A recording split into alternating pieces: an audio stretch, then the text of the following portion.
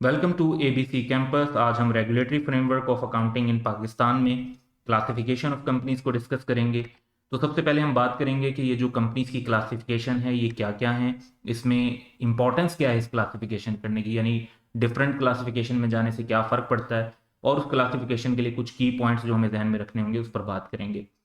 फिर जो basically 4 classifications हैं उनकी जो रिक्वायरमेंट्स हैं कि क्राइटेरिया क्या है क्लासिफिकेशन का, और उस पर फिर एप्लीकेबल रिपोर्टिंग फ्रेमवर्क और शेड्यूल कौन सा है, तो वो चारों डिस्कस करेंगे, यानी public interest company, large size company, medium size company and small size company. तो इन पांचों पॉइंट्स की तरफ वन बाय वन चलते हैं।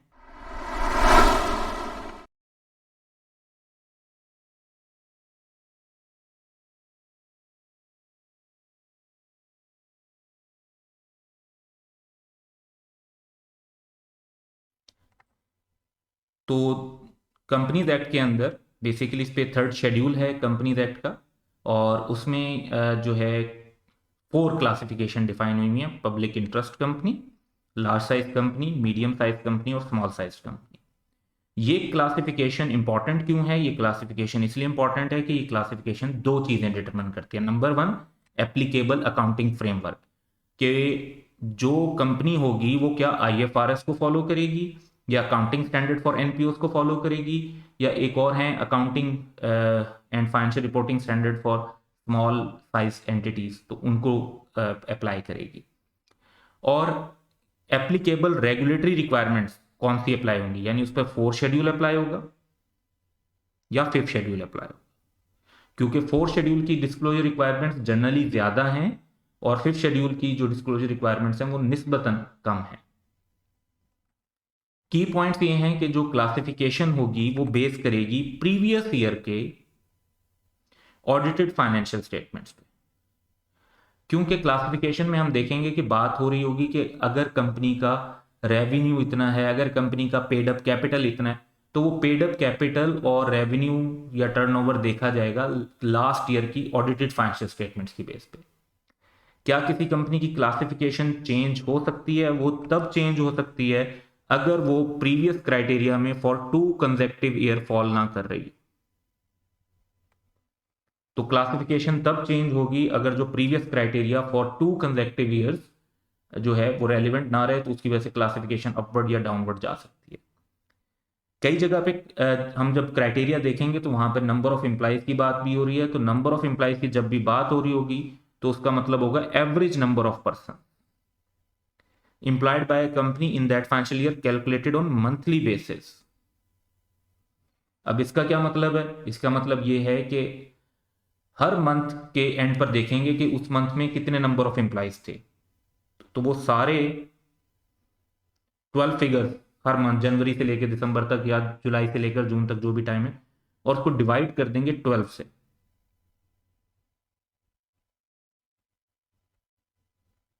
तो एवरेज नंबर ऑफ एम्प्लॉइज आ जाएंगे। एवरेज नंबर ऑफ एम्प्लॉइज उस क्राइटेरिया के मुताबिक होंगे तो अकॉर्डिंगली कंपनी की क्लासिफिकेशन हो जाएगी। अब सबसे पहले देखते हैं कि पब्लिक इंटरेस्ट कंपनी का मतलब क्या है। पब्लिक इंटरेस्ट कंपनी का एक मतलब तो है कि लिस्टेड कंपनी, जो भी लिस्टेड कंपनी होगी वो पब्लिक इंटरेस्ट कंपनी समझी जाएगी, रिगार्डलेस ऑफ दैट कि उसका रेवेन्यू कितना है। कोई क्राइटेरिया नहीं, लिस्टेड है तो इसका मतलब है कि वो पब्लिक इंटरेस्ट कंपनी है। इनको आईएफआरएस फॉलो करने होंगे, और लिस्टेड वाली कंपनी को 4 शेड्यूल। लेकिन लिस्टेड के अलावा नॉन लिस्टेड कंपनीज भी पब्लिक इंटरेस्ट कंपनीज हो सकती हैं, और उसमें 6 क्राइटेरिया है। Public sector company, public sector company basically वो कंपनी होती है जिसमें गवर्नमेंट की का कंट्रोल और शेयर होल्डिंग्स होती हैं। पब्लिक यूटिलिटी और सिमिलर कंपनी, जैसे टेलीकॉम सेक्टर है, या जैसे सुई गैस की कंपनीज हैं, जैसे वापडा या इलेक्ट्रिसिटी की कंपनीज हैं, इस तरीके की companies. Number 3, holding assets in fiduciary capacity,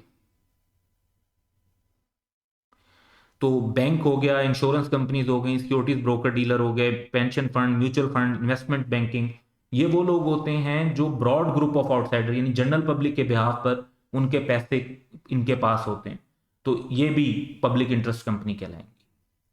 फिर है all companies engage in production and sale of sugar, ये लास्ट ईयर में ये ऐड किया गया इसको, कि जो शुगर कंपनीज हैं वो भी ज़्यादा डिस्क्लोजर दें और उसके लिए जो है ज़्यादा रिक्वायरमेंट फॉलो करें, तो उनको भी अब पब्लिक इंटरेस्ट कंपनी बना दिया गया है। Having such number of members holding ordinary shares as may be notified, तो जो नोटिफिकेशन में दिए जाए, जाहिर बात है अगर कंपनीज के ज़्यादा शेयर होल्डर्स होंगे, ज़्यादा मेंबर्स होंगे, तो उसके अंदर ज़्यादा इंफॉर्मेशन बेहतर होने की ज़रूरत है, इसलिए फिर वो IFRS फॉलो करेंगे।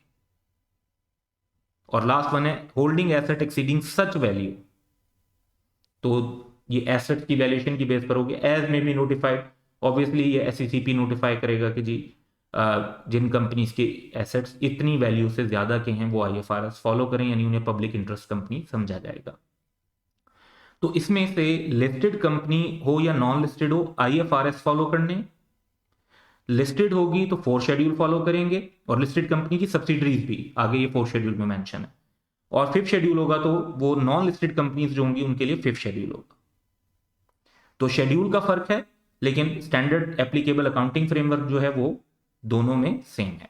तो पब्लिक इंटरेस्ट कंपनी हो गई। अब नेक्स्ट चलते हैं। पब्लिक इंटरेस्ट कंपनी की क्लासिफिकेशन के बाद हमारे पास क्लासिफिकेशन है लार्ज साइज कंपनी की। और लार्ज साइज कंपनी के लिए क्राइटेरिया ये है कि एक नॉन लिस्टेड कंपनी जिसका पेड अप कैपिटल या तो 200 मिलियन से ज़्यादा हो, या टर्नओवर 800 मिलियन से ज़्यादा हो, और इम्प्लाइज 750 से ज़्यादा हो। इनमें से कोई सा भी एक अप्लाई हो जाए तो फिर वो लार्ज साइज कंपनी कहलाएगी। इसी तरह फॉरेन कंपनी के लिए क्राइटेरिया जिसका 1 बिलियन से ज़्यादा टर्नओवर हो। पहले जो है लार्ज साइज के लिए भी 1 बिलियन की रिक्वायरमेंट थी, लेकिन जो है वो चेंज कर दी गई, फॉरेन कंपनी के लिए भी 1 बिलियन है। फिर नॉन लिस्टेड कंपनी जो लाइसेंस फॉर्म अंडर सेक्शन 42 या सेक्शन 45 हो, बेसिकली ये ऐसी कंपनीज होती हैं जो एसोसिएशन नॉट फॉर प्रॉफिट होती हैं, और अगर इनका जो अदर इनकम रेवेन्यू वगैरह जो सारा कुछ मिलाकर है, एनुअल ग्रॉस रेवेन्यू, वो 200 मिलियन या उससे अबव है, तो वो भी लार्ज साइज कंपनीज कहलाएंगी। इसमें जो non listed company Pakistani company है और फॉरेन कंपनी है, उनके लिए एप्लीकेबल अकाउंटिंग होगी IFRS की, और ये 5th शेड्यूल अप्लाई करेंगे, क्योंकि 4th शेड्यूल सिर्फ लिस्टेड कंपनी और उसकी सब्सिडरीज के लिए, बाकियों के लिए 5th शेड्यूल ही है।